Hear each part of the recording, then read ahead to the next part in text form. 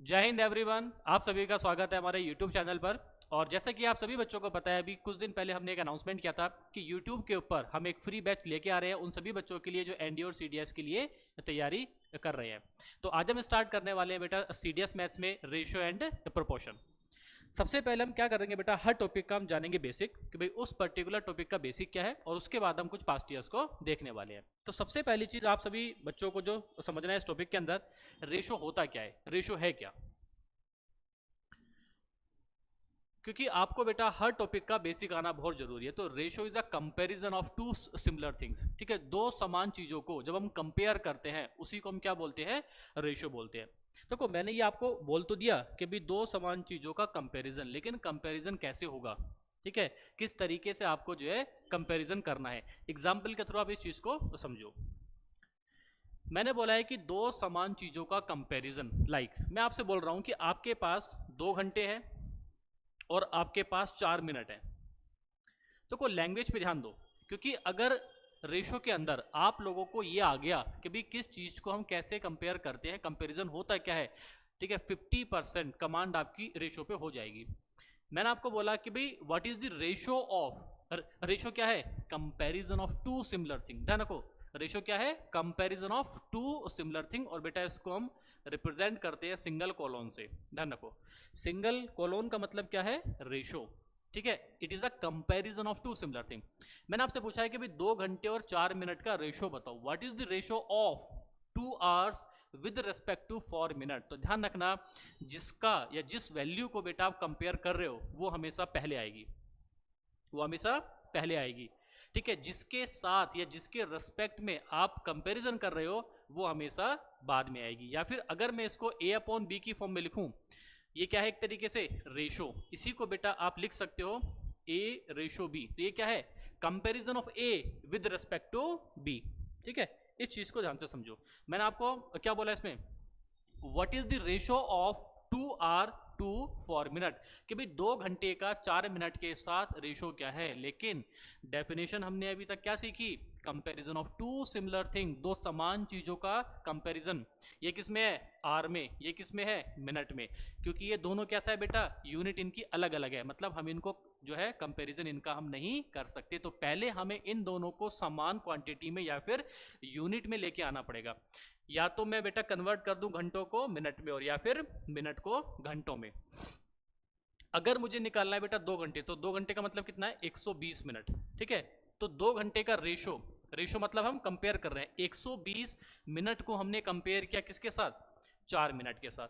देखो दोनों का यूनिट कैसा था, सेम था, इसलिए हम इनका रेशो भी फाइंड कर पाए। तो ध्यान रखना, जब बेटा कभी भी आप किन्हीं भी दो वैल्यूज का आप रेशो फाइंड कर रहे हैं तो they should be in the same unit. इस चीज को आप ध्यान में रखो।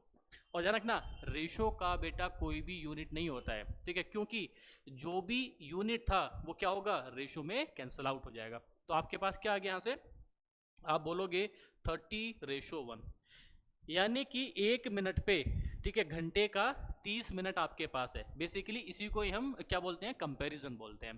ठीक है, एक और एग्जांपल देखते हैं। जैसे बेटा जिस क्लास में आप बैठे हो, ठीक है, मान लेते हैं आप क्लास के अंदर हैं।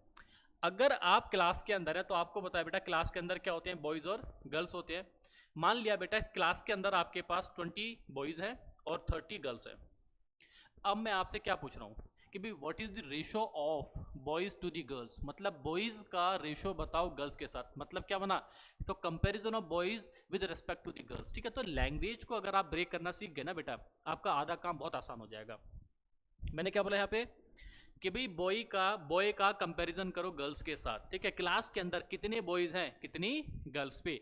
तो कंपैरिजन को शॉर्ट में हम कैसे लिखेंगे, रेशो की फॉर्म में।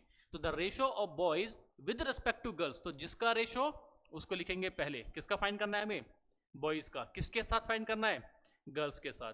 तो आप कह सकते हो कि बॉयज और गर्ल्स का रेशो कितना आ गया आपके पास, 2:3। मतलब क्या बना इसका, इसका मतलब ये बना कि हर 3 गर्ल्स पे क्लास के अंदर 2 बॉयज आपको देखने को मिल रहे हैं, and this is called the comparison of two similar thing. लेकिन बहुत बच्चों के मन में एकदम डाउट आ गया होगा कि सर बॉयज और गर्ल्स तो दोनों अलग अलग चीजें होती हैं, इनको हमने कैसे कंपेयर जो है कर दिया। तो बेटा ध्यान रखो, हमने यहाँ पे बॉय को गर्ल्स के साथ जो है कंपेयर नहीं किया है, हमने किया यहाँ पे जो रेशो फाइंड किया है ना हमने, वो किसका किया है, number of boys to the number of girls. ठीक है, और ध्यान रखना बेटा जो नंबर होगा ना वो हमेशा एक इंटीजर होगा, वो हमेशा एक नेचुरल नंबर होगा। तो बॉयज का और गर्ल्स का जो नंबर है ना वो सेम है, वो बिल्कुल सेम यूनिट के अंदर है, इसीलिए आप number of boys number of girls का आप रेशो फाइंड कर रहे हैं, ना कि बॉयज और गर्ल्स का। ऐसे ही आप एक और एग्जाम्पल लो। आप सभी बच्चों ने बेटा देखो पिज्जा खाया होगा। अगर मैं एक पिज्जा को 4 इक्वल पार्ट में डिवाइड कर दूं, ठीक है, थर्ड क्लास की एनसीईआरटी में, फोर्थ क्लास की एनसीईआरटी में आपको ऐसे एग्जांपल्स जो है देखने को मिल जाएंगे। एक पिज्जा है आपके पास, ये हमने इसको 4 पार्ट में डिवाइड कर दिया। अब मैं आपसे ये पूछना चाह रहा हूं, मैंने इसको काउंटिंग कर दिया 1 2 3 4। अगर मैं बेटा एक स्लाइस बाहर निकालूं, उसका रेशो क्या है पूरे पिज्जा के साथ, तो आपको इसमें क्या करना है, पहली चीज दोनों के दोनों हमेशा सेम यूनिट में होने चाहिए। दूसरा, जिसका आपको रेशो फाइंड करना है, जिस वैल्यू को क्वांटिटी को आपको बेटा कंपेयर करना, उसको रखेंगे ऊपर। हमने एक स्लाइस बाहर निकाला, तो एक स्लाइस देखो, ये जो बेटा पिज्जा है ना इसके अंदर टोटल 4 स्लाइस है, 4 में से आपको एक का बताना है रेशो किसके साथ, टोटल पिज्जा के साथ। टोटल में 4 पीस है, इसका मतलब 1/4। मतलब क्या बना कि जो एक पिज्जा है ना बेटा उसके अंदर जो एक स्लाइस है वो अपने टोटल पिज्जा का 1/4 है। अगर मैं 2 स्लाइस की बात करता तो आधा हो जाता, 3 की बात करता तो 3/4 हो जाता, और पूरा का पूरा अपने आप में जो है वो सिंगल आ जाता। ठीक है, एक और एग्जांपल हो, there are lot of examples. इसीलिए मैंने बोला था कि आपको बेसिक पे कमांड करना बहुत जरूरी है। पहले तो रेशो की डेफिनेशन या प्रॉपर्टीज क्या है इसकी, 2-3 बातें हैं, उनको बेटा दिमाग में लिख लो। क्या क्या है वो, पहला बेटा जो रेशो होगा ना वो हमेशा अपनी सिंपलेस्ट फॉर्म में होगा, ये ध्यान रखो, रेशो हमेशा अपनी सिंपलेस्ट फॉर्म में एग्जिस्ट करेगा। दूसरा ध्यान रखना बेटा, रेशो जो होगा ना वो कभी भी बेटा डेसिमल में नहीं होगा, या और यू कैन से फ्रैक्शन में नहीं होगा। Ratio can never be exist in fraction. अगर एग्जाम में आपको बेटा रेशो फ्रैक्शन में दे रखा है ना तो उसको कन्वर्ट करो अपनी सिंपलेस्ट फॉर्म में। ठीक है, एलसीएम लेके कैसे करेंगे अभी मैं आपको जो उसमें सिखा दूंगा। तीसरा, ठीक है, और जो मोस्ट इंपॉर्टेंट है, जो आपको मतलब निकालना आना चाहिए रेशो के अंदर, वो क्या है। लेट्स से मैंने आपको बोल दिया कि यार 2 नंबर का रेशो है, 2 नंबर है आपके पास ए और बी, इनका रेशो है बेटा 1/4। इसका मतलब क्या है, क्या मतलब आपको इसका जो है निकालना है रेशो के अंदर।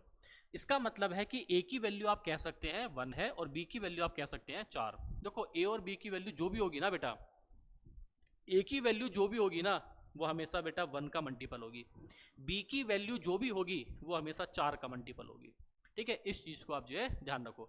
अगर ये 3 बातें आपको याद है ना तो आपका बेटा रेशो पे कमांड थोड़ा सा जो है उस पर कमांड करना आसान हो जाएगा। ठीक है, एक चीज और आती है जो आपको यहाँ पे सीखना है कि भाई रेशो को हम जो है कैसे बेटा फॉर्म करते हैं, फॉर्मेशन ऑफ रेशो। लाइक आपको अगर ये गिवन है कि भाई ए रेशो बी की वैल्यू है 2/3, और आपको बेटा बी रेशो सी दे रखा है लेट्स से 4/5, आपसे बोल देगा फाइंड ए रेशो बी रेशो सी।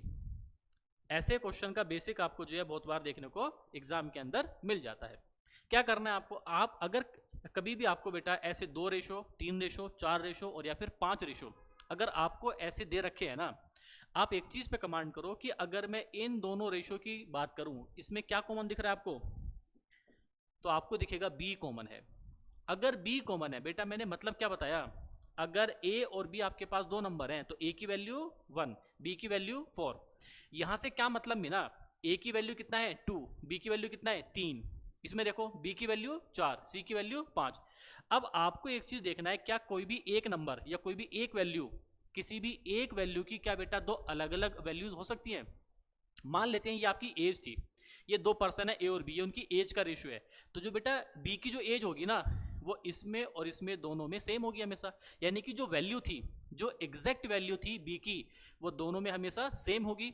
इसीलिए अगर आपको कभी भी ऐसे क्वेश्चन में बेटा पार्ट्स में अगर आपको जो है रेशो दे रखा है और आपको कंप्लीट रेशो फाइंड करना है, 2-2 का अगर आपको दे रखा है तो आपको एबीसी का जो है फाइंड करना है। आप ये देखो कि उनमें कॉमन वैल्यू कौन सी है, वो कॉमन नंबर कौन सा है, और उसकी वैल्यू दोनों ही रेशो में बराबर कर दो। यहां पे आप देखोगे तो बेटा बी की वैल्यू कितना है 3, इसमें देखा तो 4, तो 3 और 4 को आप जो है बराबर कर दो। कैसे करेंगे, एलसीएम लेके या फिर डायरेक्ट मल्टीप्लाई कर दो। इस वाले बेटा रेशो में मल्टीप्लाई कर देंगे 4 से और यहाँ पे मल्टीप्लाई कर देंगे 3 से, तो नया रेशो क्या मिलेगा, तो 4 दूनी 8, 4 तिया 12, यहाँ पे जब 3 से मल्टीप्लाई करेंगे 3 चौक 12, 3 पंजे 15। अब आप दोनों ही रेशो में देखो बी की वैल्यू कैसी हो गई है, सेम, यहाँ भी कितना है 12, इसमें भी कितना है 12। अब लिख दो, तो क्या बना आपके पास ये 8:12:15। इसका मतलब ए की वैल्यू कितना है 8, बी की वैल्यू कितना है 12, सी की वैल्यू कितना है ये 15। तो ये बिल्कुल बेसिक है जो आपको इतना तो आना ही चाहिए। और बेटा ये जो हमने अब सेशंस जो हम आपको अब दे रहे हैं ना, ये आपका जो है बेटा रिवीजन के लिए, कि एटलीस्ट इतना तो आपको जो है कमांड होना चाहिए। ठीक है, आगे देखो क्वेश्चन देखते हैं। अब इस क्वेश्चन में क्या बोल रहा है, पहले आप सोल्व करो इसको, खुद से ट्राई करो। If A B and C D E are in continued proportion then A upon E is equal to. अब आपको पहले ये समझ आना चाहिए प्रोपोर्शन होता क्या है।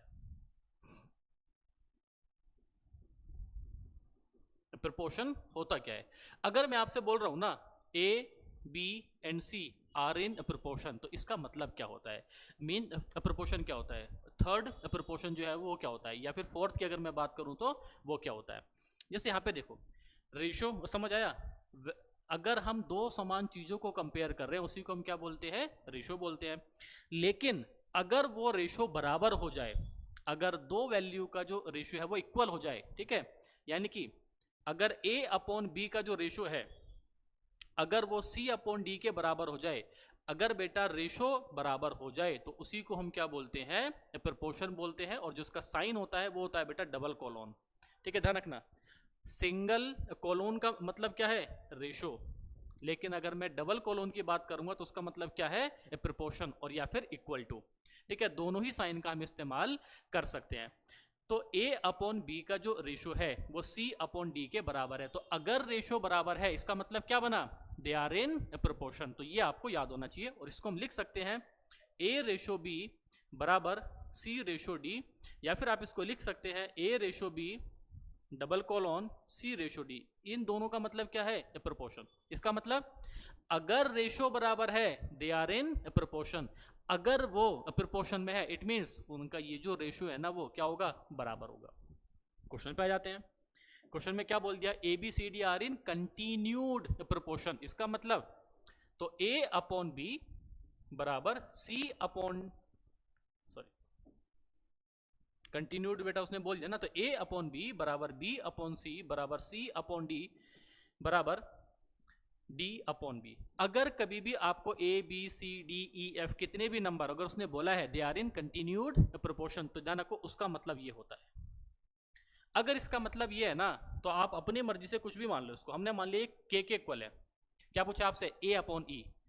अगर मैं यहां से रेशो फाइंड करूं तो आप सभी बच्चों को पता है बेटा अगर इक्वल टू में चीजें होती हैं तो मैंने आपको रेशो निकालना सिखाया था, बिना के माने भी आप इसको सोल्व कर सकते हैं।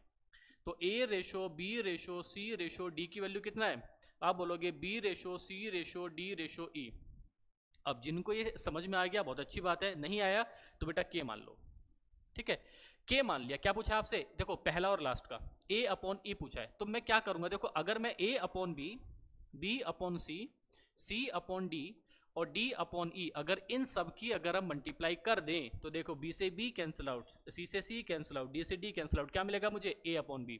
बेटा a अपॉन b है क्या, k के इक्वल है, ये भी क्या है k, तो आपको क्या मिलेगा यहाँ से k की पावर 4, ये सब कैंसिल आउट हो जाएगा। तो आप कह सकते हैं a upon E is equal to k की पावर 4। लेकिन ऑप्शन देखो k की फॉर्म में है ही नहीं, k की वैल्यू क्या है, इन चारों में से बेटा k की वैल्यू कुछ भी हो सकती है, बस आपको ऑप्शन चेक करना है कि ऑप्शन आपको किसकी फॉर्म में दे रखे हैं। ऑप्शन दे रखे हैं आपको a अपॉन बी की फॉर्म में, तो a अपॉन ई की वैल्यू क्या हो जाएगी, k की पावर 4। k कितना है, क्योंकि ऑप्शन हमें चाहिए a अपॉन बी में, तो a की पावर 4 अपॉन b की पावर 4, तो आपका आंसर कितना हो जाएगा यहाँ पे, ब्रावो। ठीक है, बस आपको ये पता होना चाहिए था कि प्रोपोर्शन होता क्या है। अगला क्वेश्चन देखो, 2 lot of onion with equal quantity, one costing 10 per kg and the other costing 15 per kg are mixed together and whole lot is sold at 15 per kg, what is the profit or loss percent। अब देखो जो बच्चे इसको बेटा इस तरह के question को टाइम वेस्ट करते हैं, अगर आप इसमें ये करने जाओगे कि ये काम करते हैं x kg मान लेते हैं, उसको भी जो हम x kg मान लेते हैं। अब ध्यान रखो मिक्सचर का मतलब क्या होता है। देखो मिक्सचर का मतलब होता है बेटा जब कभी भी हम दो चीज़ों को मिक्स करते हैं, ये ध्यान रखो, अगर आप दो चीज़ों को मिक्स कर रहे हैं वो क्या हो रहा है, मिक्सचर हो रहा है। तो अब आपको एक टर्म और याद होगी, एलिगेशन। आपने नाम सुना होगा बेटा, मिक्सचर एंड एलिगेशन। तो ध्यान रखना, अगर कहीं पे भी आपको मिक्सचर दिख रहा है ना, तो वहां पे एलिगेशन एप्लीकेबल होगा। इस चीज को आप ध्यान में रखो। कहीं पे अगर आपको मिक्सचर दिखा, वहां पे एलिगेशन हमेशा एप्लीकेबल होगा। बस आपको ये फाइंड करना है कि एलिगेशन लगाना कैसे है और एलिगेशन लगा के आपको क्या मिलेगा। रेशो की तरह एलिगेशन भी जब आप अप्लाई बेटा करोगे ना, हमेशा यूनिट सेम होना चाहिए, और जो वैल्यू नीचे होती है जिसके रेस्पेक्ट में आपको वो वैल्यू जो है दे रखी है, एलिगेशन में हमेशा आपको वही वैल्यू देखने को मिलेगी। हो सकता है कि आप लोगों के ये समझ में ना आए, क्वेश्चन पे अप्लाई करते हैं। उसने बोला है 2 lot of onion with equal quantity. इसका मतलब क्या है बेटा, दोनों ही लॉट की जो क्वांटिटी है उसका जो रेशो है वो 1:1 हो जाएगा। मान लेते हैं, देखो ऐसे क्वेश्चन में हमेशा ध्यान रखो, ऐसे लिख लेते हैं, ये है बेटा क्वांटिटी का लॉट 1 और ये है इसका क्वांटिटी का लॉट 2। दोनों का, क्योंकि दोनों की में बेटा समान क्वांटिटी है, तो इनका रेशो कितना हो जाएगा, 1:1।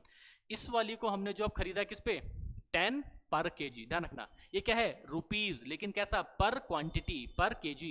इसका कितना है देखो 15। ये एक्चुअली में है क्या, कॉस्ट प्राइस, लेकिन हमें क्या बेटा दे रखा है, मिक्सचर का सेलिंग प्राइस। बहुत बच्चे गलती इसमें जो है कर देते हैं। अगर आपके पास क्वांटिटी का कॉस्ट प्राइस है ना, मतलब इनिशियल का, तो बेटा मिक्सचर का भी जब इन दोनों लॉट को हमने मिक्स कर दिया तो इसका भी मेरे पास कॉस्ट प्राइस होना चाहिए। क्या है, नहीं है, तो मान लेते हैं एक्स है।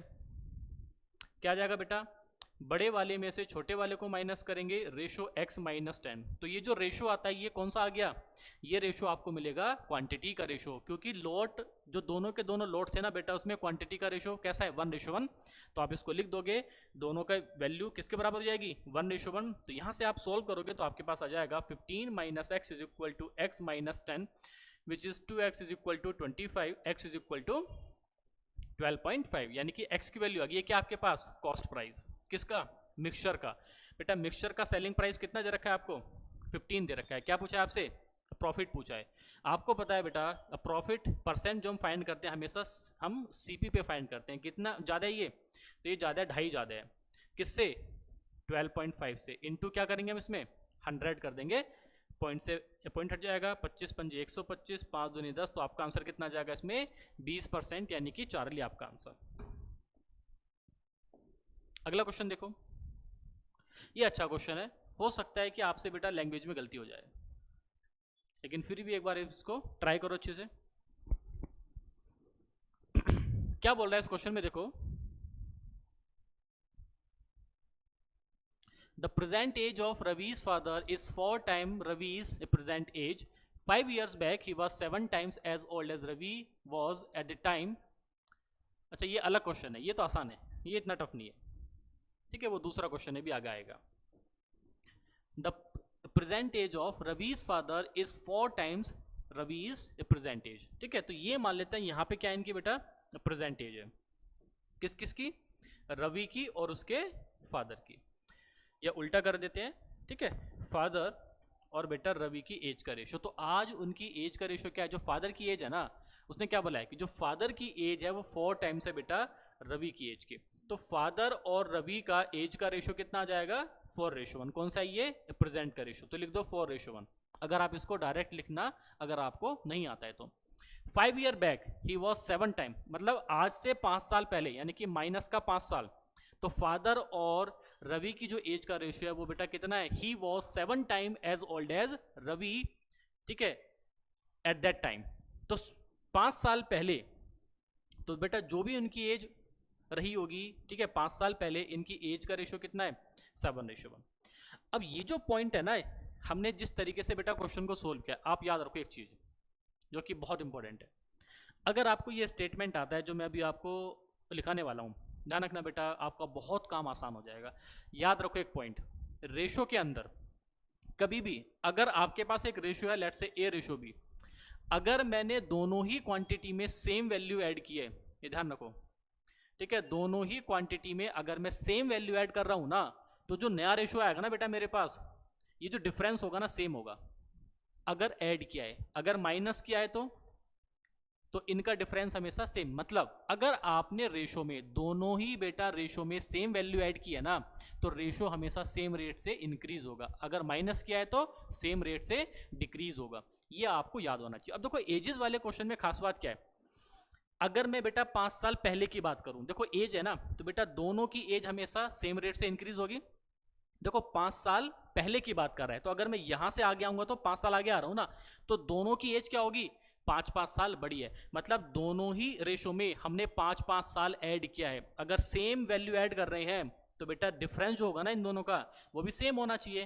क्या सेम आ रहा है, ये तो और घट गया 3, इसमें तो कुछ भी जो है चेंज नहीं आया है, ऐसा तो है ही नहीं हमारे पास, पॉसिबल ही नहीं ऐसा। तो आप क्या करोगे, पहले रेशो को सेम करो, क्योंकि रेशो में अगर आप सेम चीज ऐड कर रहे हैं, सेम चीज अगर आप माइनस कर रहे हैं ना, तो रेशो सेम रेट से इंक्रीज होगा और सेम रेट से डिक्रीज होगा। जैसे इस पे ध्यान दो, सेम कैसे होगा, इन दोनों का डिफरेंस देखो, 7 में से 1 गया 6, इन दोनों का डिफरेंस देखो 4 में से 1 गया 3, क्रॉस मल्टीप्लाई कर दो, तो 3 की मल्टीप्लाई यहां पे करेंगे तो बेटा नया रेशो कितना जाएगा, 7 या 21, 3 एकम 3, 6 की मल्टीप्लाई इसमें करेंगे, 6 चौक 24, 6 एकम, अब देखो कितना इंक्रीज हुआ, 3 इंक्रीज हुआ, कितना इंक्रीज हुआ 3।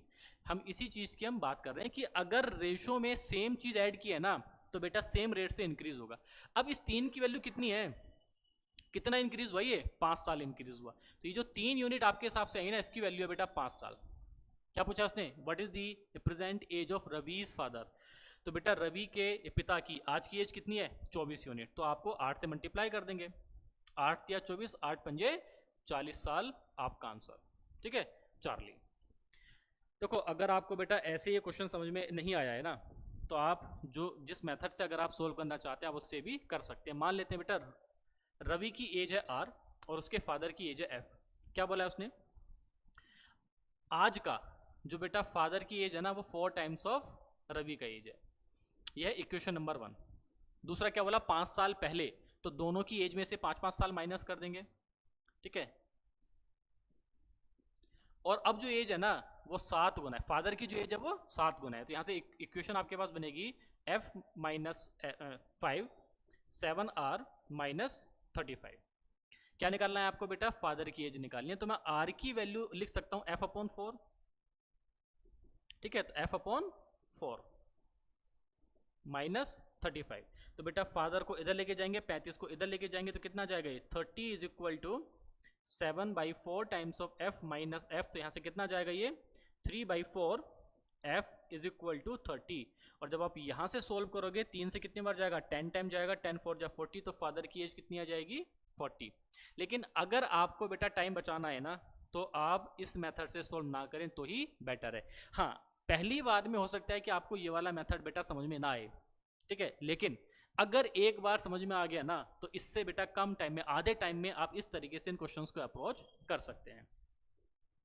अगला क्वेश्चन देखो, हाँ ये अच्छा क्वेश्चन है, क्योंकि अगर आप इस क्वेश्चन में बेटा फंसे तो आप फंसेंगे सिर्फ और सिर्फ लैंग्वेज के अंदर। क्या बोल रहा है इस क्वेश्चन में, Ravi's brother is 3 year elder to him, his father was 28 years of age when his sister was born, while his mother was 26 years of age when he was born. If his sister was 4 years of age when his brother was born, the age of Ravi's father and mother respectively when his brother was born. तो हो सकता है कि आपको थोड़ा सा जो है बेटा लैंग्वेज में थोड़ा सा दिक्कत आ जाए। स्टेप बाय स्टेप आप इस क्वेश्चन को सोल्व करो। रवि का जो भाई है ना, तो मान लेते हैं बेटा रवि की एज है आर, जो भाई है वो 3 साल एल्डर का मतलब बड़ा है। ठीक है, तो मैं कह सकता हूं उसके भाई और रवि की जो एज का डिफरेंस है वो 3 साल है क्वेश्चन के अकॉर्डिंग।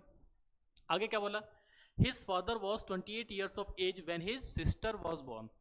अगर इसकी बेटा सिस्टर मान लेते हैं बॉर्न होगी यहां पे, तो जब इसकी बेटा सिस्टर बॉर्न हुई ना, ठीक है, तो इसके फादर की एज कितना है बेटा 28 साल। जब इसकी बहन का बेटा जन्म हुआ तो इसके पिता की एज कितनी है 28 साल है। आगे क्या बोला, while his mother was 26 years of age when he was born, लेकिन जब रवि का जन्म हुआ तो ध्यान रखना बेटा तब इसकी मदर की जो एज है वो कितना है 26 साल। अगर यहां तक आप इस क्वेश्चन को ब्रेक कर पाए, अगली लाइन को ध्यान से पढ़ो, if his sister was 4 years of age when his brother was born। ठीक है, जब इसका बेटा भाई, ठीक है, जब ये पैदा हुआ, जब इसकी जो बहन है वो 4 साल की थी। कितने साल की है वो? 4 साल की है। तो आप एक चीज बताओ, जब इसकी बेटा बहन पैदा हुई है, ठीक है, तब इसके फादर की एज कितना है? 28 साल। तो और जब इसका भाई बॉर्न हुआ है, तो ध्यान रखो, तब बेटा इसकी जो सिस्टर की एज है वो कितना है? तो सिस्टर की एज है बेटा ये 4 साल। ठीक है, तो बॉर्न होने पे पिता की आयु है 28 साल। तो जब 4 साल की ये होगी ना, ठीक है, जब बेटा इसकी सिस्टर की एज 4 साल होगी, तो इसके पिता की एज क्या हो जाएगी? 32 साल। ये समझ आई नहीं आया?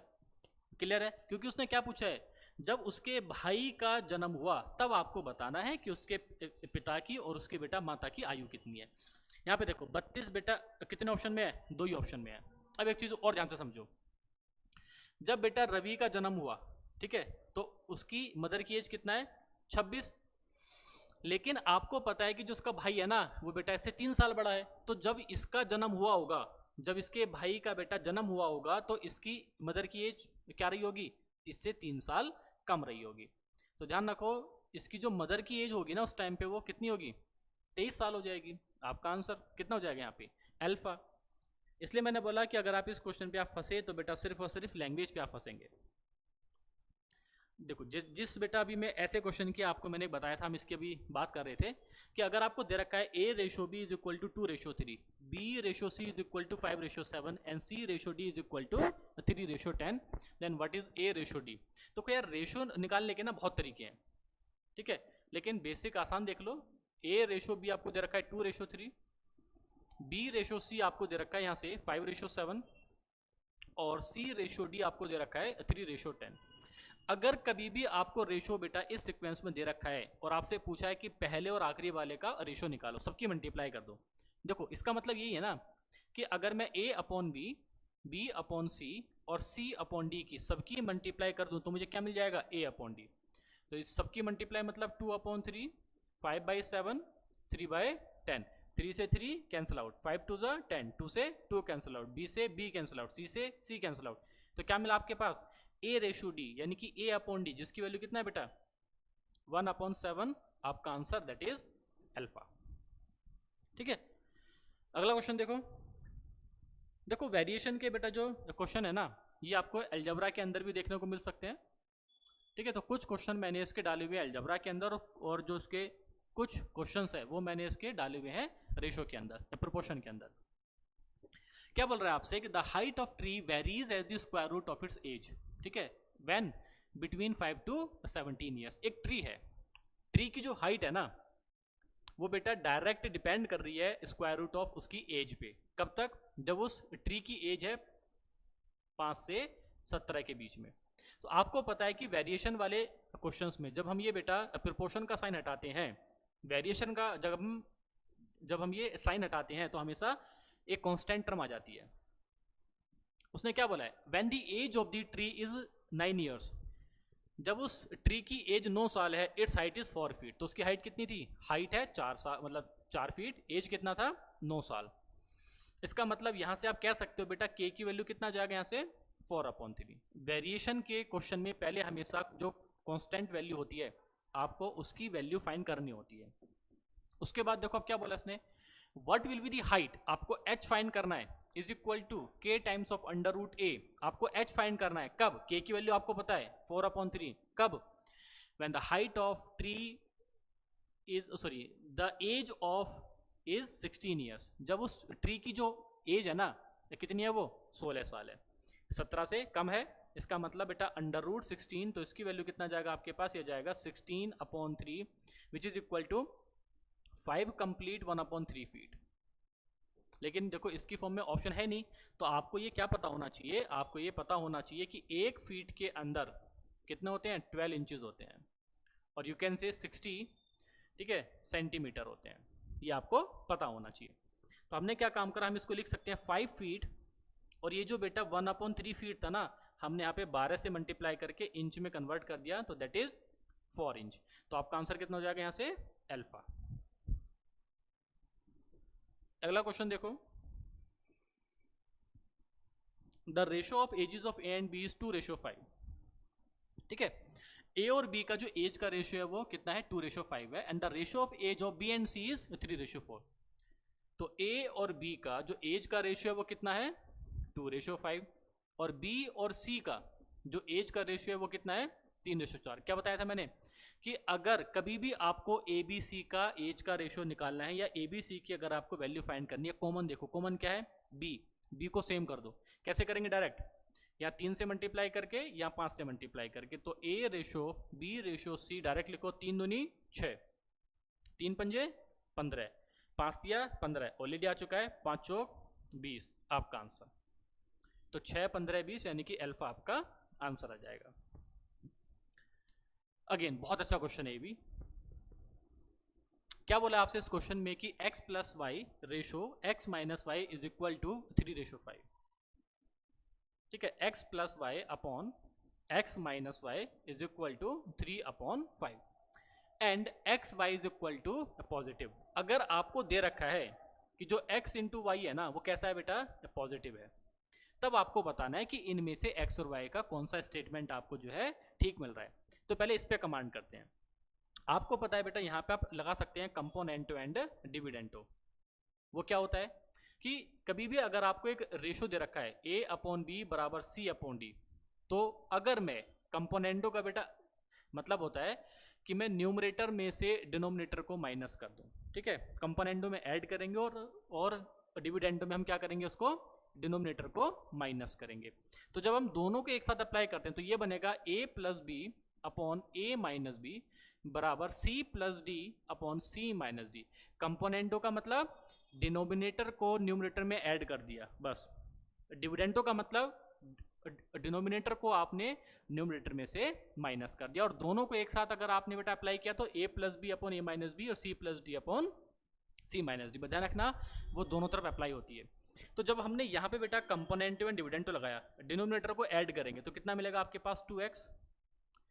जब हमने डिनोमिनेटर को माइनस किया इसमें से तब क्या मिलेगा हमें नीचे 2y इज इक्वल टू, इधर भी अप्लाई करेंगे, ऊपर करेंगे ऐड, यहां से करेंगे तो माइनस का 2। क्लियर है? 2 से 2 आपका कैंसिल आउट हो जाएगा। तो x अपॉन वाई की वैल्यू कितना जाएगा यहां से माइनस का 4/1। इसका मतलब क्या है, या तो आपका x नेगेटिव होगा या फिर आपका जो है y नेगेटिव होगा। ठीक है, दोनों के दोनों बेटा नेगेटिव नहीं हो सकते, क्योंकि अगर दोनों के दोनों नेगेटिव होते तो इसकी वैल्यू पॉजिटिव आती, लेकिन इसकी वैल्यू आ कैसे रही है, नेगेटिव। क्वेश्चन पे आ जाओ, उसने क्या बोला था, x into Y is positive. कब पॉसिबल है, या तो दोनों के दोनों नेगेटिव हो जाएं या फिर दोनों के दोनों पॉजिटिव हो जाएं, इसके अलावा तो पॉसिबल है नहीं। लेकिन अगर x इंटू वाई पॉजिटिव है, लेकिन आप ऑप्शन में देखो हमारे पास कैसा आ रहा है, या तो x आएगा बेटा निगेटिव तो y कैसा आएगा, पॉजिटिव। अगर y आया आपके पास निगेटिव तो x कैसा हो जाएगा वहां पे, पॉजिटिव। मतलब x और y का साइन अपोजिट होगा।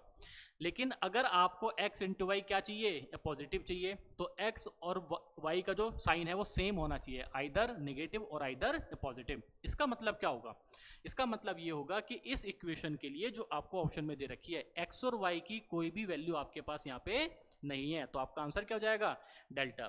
मैक्सिमम बच्चे इसमें गलती क्या बेटा कर देते हैं कि इसका आंसर अप्लाई कर देंगे इसमें चार्ली। ना रखना, चार्ली इसका आंसर नहीं है। क्यों नहीं है, यहाँ पे सोल्व करके आपके पास x और y की जो वैल्यूज आई हैं कैसी हैं, वो ऑल्टरनेट, लेकिन क्योंकि एग्जाम में आपको एक कंडीशन दी थी x into Y is positive, positive होने के लिए ये कंडीशन होनी चाहिए। तो क्या इस इक्वेशन को सोल्व करके ये कंडीशन, इन दोनों में से कोई भी एक कंडीशन आपको इसमें मिल रही है, नहीं मिल रही, इसका मतलब आंसर क्या आपका डेल्टा। आगे देखो क्या बोल रहा है आपसे, मिक्सचर का बेटा क्वेश्चन आ रखा है, 16 litre of a mixture contain milk and water in the ratio 5:3। एक मिक्सचर है, कंटेनर है आपके पास, ठीक है, एक मिक्सचर है और जिसकी बेटा क्वांटिटी है 16 लीटर। इसके अंदर क्या आपके पास मिल्क और वाटर। अगर मिल्क और वाटर आपको दे रखा है किस रेशो में है, ये 5:3। देखो रेशो का मतलब मैंने आपको बताया था, कंटेनर की जो टोटल क्वांटिटी है वो है कितना आपके पास 16 लीटर, जिसमें बेटा मिल्क कितना है 5 यूनिट, वाटर कितना है 3 यूनिट। मतलब मिल्क है 5, वाटर है 3, दोनों को ऐड कर देंगे कितना आ गया आपके पास 8 आ गया। आपके हिसाब से कंटेनर की क्वांटिटी है 8 यूनिट, लेकिन एक्चुअली में है कितना वो 16। तो 8 की वैल्यू 16, 1 की वैल्यू 2। क्या बोला उसने आपसे, if 4 litre of milk is added to this mixture.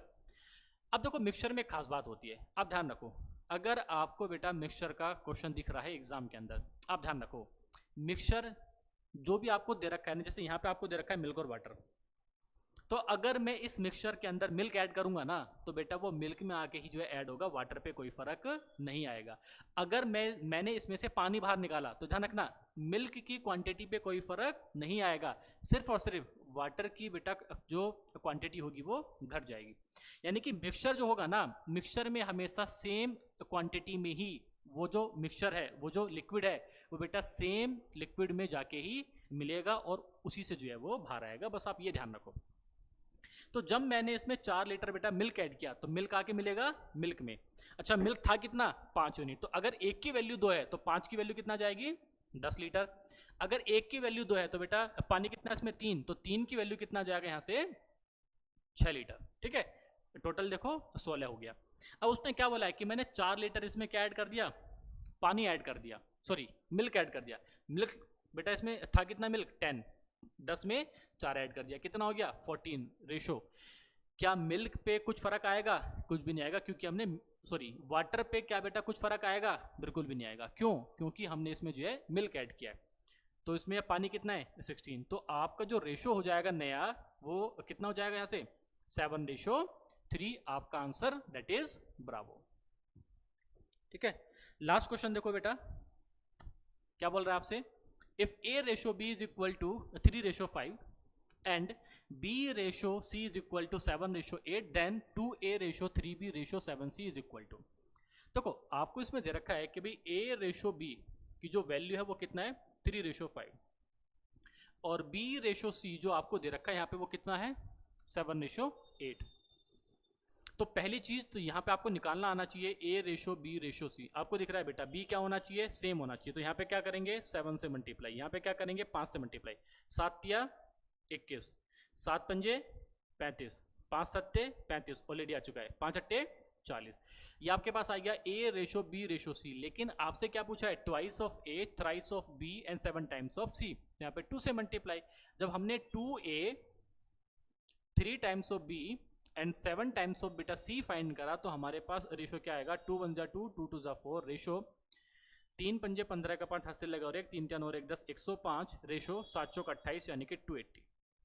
और मैक्सिमम बच्चे गलती क्या करते हैं इसमें अल्फा जो है आंसर टिक कर देते हैं।